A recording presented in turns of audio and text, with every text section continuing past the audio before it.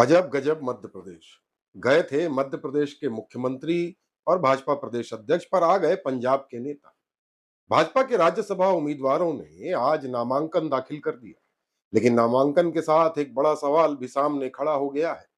क्या मध्य प्रदेश में भाजपा में समर्पित और योग्य नेताओं की इतनी कमी हो गई है कि पार्टी को राज्यसभा के लिए पंजाब से नेता आयात करना पड़ा? पूरे घटनाक्रम ने भाजपा के प्रदेश नेतृत्व की भूमिका पर भी सवाल खड़े कर दिए हैं। प्रदेश के मुख्यमंत्री मोहन यादव और प्रदेश भाजपा अध्यक्ष हेमंत खंडेलवाल दिल्ली गए।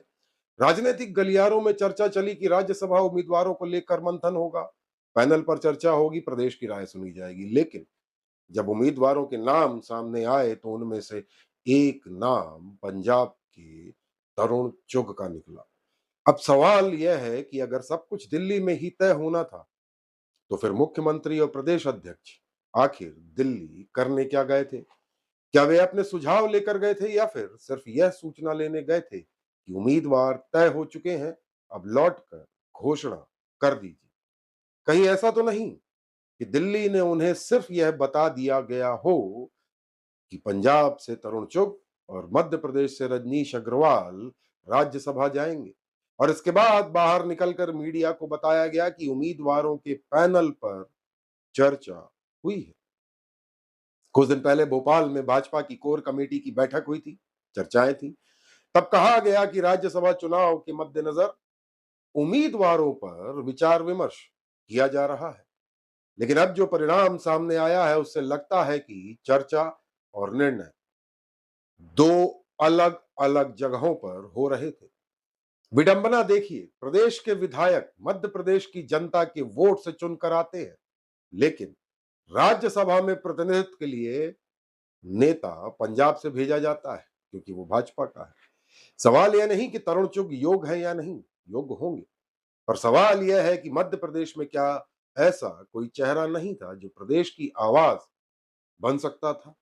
इससे पहले भी भाजपा ने दूसरे राज्यों के नेताओं को मध्य प्रदेश से राज्यसभा भेजा है, लेकिन उन राज्यसभा सांसदों ने, जिनमें कुछ मंत्री भी हैं, उन्होंने प्रदेश की जनता के लिए कितना काम किया, यह सवाल आज भी जवाब तलाश रहा है।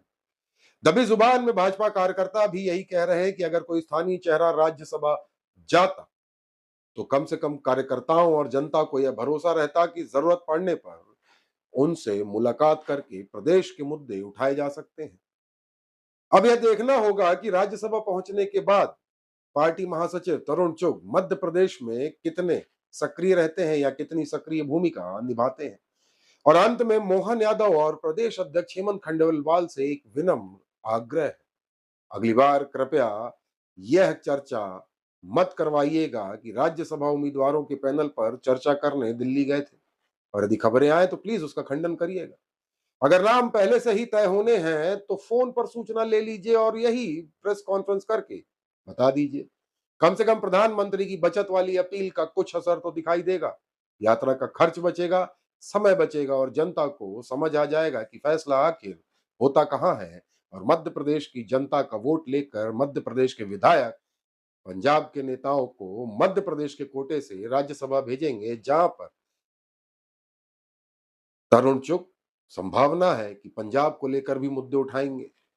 पंजाब को लेकर मुद्दे उठाने में किसी को आपत्ति नहीं है, परंतु मध्य प्रदेश जिसने अभूतपूर्व तरीके के परिणाम दिए, भारतीय जनता पार्टी के लिए सबसे सेफ स्टेट कहा जाता है। यहाँ के जो कार्यकर्ता तन मन धन से समर्पित है पार्टी के लिए, उनके मन में फिलहाल यह सवाल जरूर उठ रहे हैं कि स्थानीय चेहरा या प्रदेश का चेहरा होता तो शायद इन कार्यकर्ताओं की आवाज आसानी से सुन सकता था। तरुण चुग राज्यसभा सांसद बनेंगे, उनसे प्रदेश के लोगों को मिलने के लिए दिल्ली जाना पड़ेगा या पंजाब जाना पड़ेगा। और हर कोई न तो दिल्ली जा सकता है न पंजाब। उसको इंतजार होता है कि उसका नेता स्थानीय स्तर पर उपलब्ध हो, जिससे स्थानीय समस्याओं को लेकर चर्चा की जा सके और वो स्थानीय मुद्दों को लेकर दिल्ली तक आवाज उठा सके।